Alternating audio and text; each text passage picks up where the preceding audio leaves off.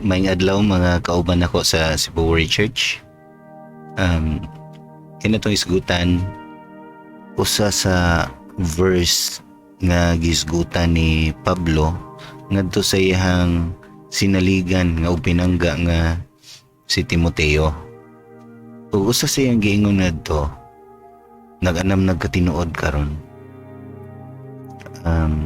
Ambot lang kung nakamatikod ba mo sa social media or na mo'y mga nailhan ng mga tao nga mooy nakapatuman aning verse.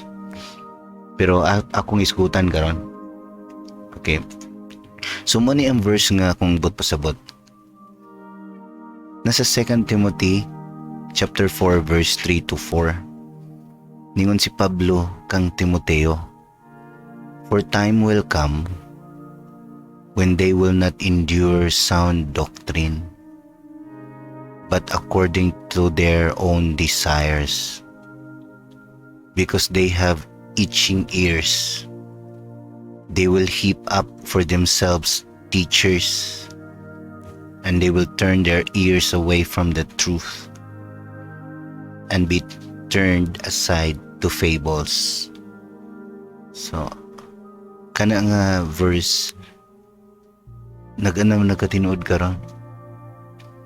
I don't know kung kakita ba mo sa mga news or sa YouTube or sa social media. Ang mga tao karon di na maminaw sa sakto nga tinudloan. Ang uban kay di na mo simba kung masakitan sila sa mensahe sa pulong sa Ginoo. Kaya gusto ra nila kanang nindot paminaw na wali. Gusto nila katong wali nga puro nindot nga may gugmao ng Diyos, maluluyo ng Diyos. Yes, mga nindot na og dili na sayop.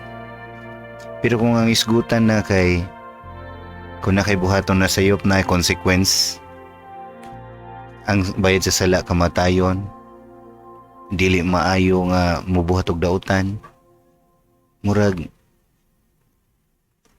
di sila ganan maminaw na.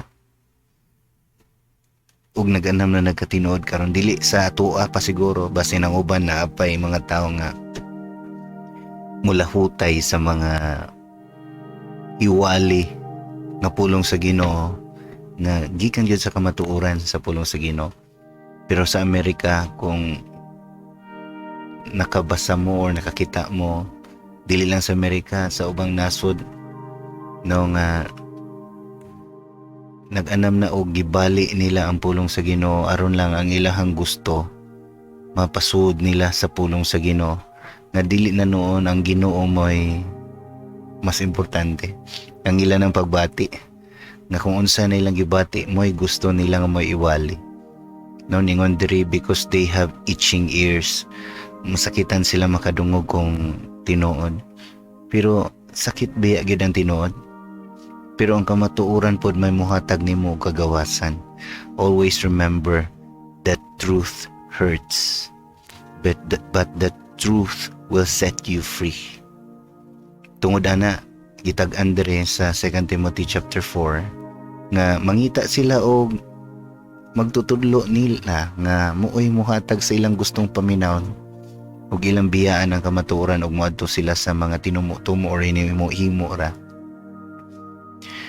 Nagkaanam ni katinuod ug kung matinuod na ni hapit na maabot ang katapusan. So ampo ta ninyo, ligunan ninyo inyong pagtuo mga igsoon. Paminawan ninyo kung unsa gid ang sakto. So dili kay kinahanglan ang ato ang gibati matong sundon. Mao ba nay gusto sa Ginoo? Dili kay mao ba na atong gusto. Ang Ginoo may masunod.